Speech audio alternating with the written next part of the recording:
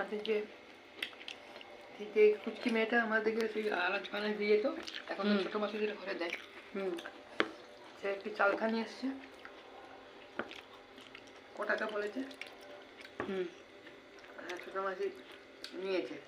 না, ছোটো মাছ বলে আমি চালখা নেবো, আমি কাটতে পারিনি, বলে আগো আমি কেটে দেবো, তোমার চালখাটা একটাই আছে, পয়সা নেবো নি, আমি কেটে দেবো, তুমি দাও না, চালখা একটু দিয়ে গেছে, কেটে দিয়ে গেছে,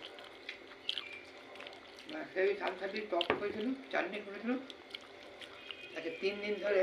চলছে।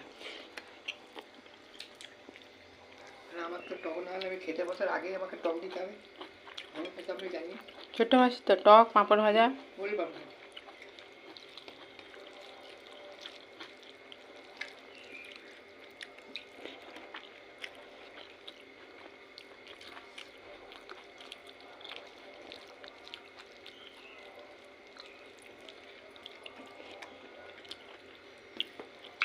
আগে যখন অতখানি ছানা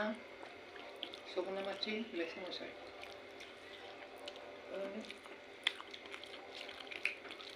তখন মাছটা খুব কম আসতো, ওই বলতে শুকনো বলতে দেখ 250 মাংস আনবি, ওই 250 মাংসতে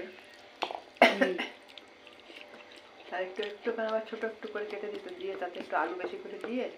ওই মাংসের ঝোল বড়ো করে করে ফেললো, করে ছানা দিতে সব দিয়ে দিল,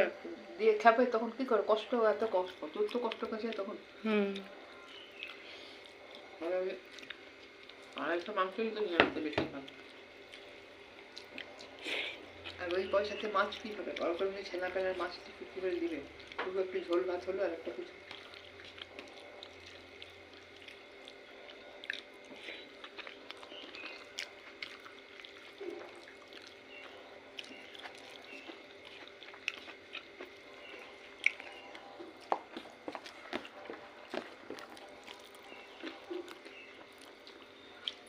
ঝাল নেই, নেই, ঝাল আমি ঝোল দিয়ে খেলবো। না ঝালটা নিয়ে নে।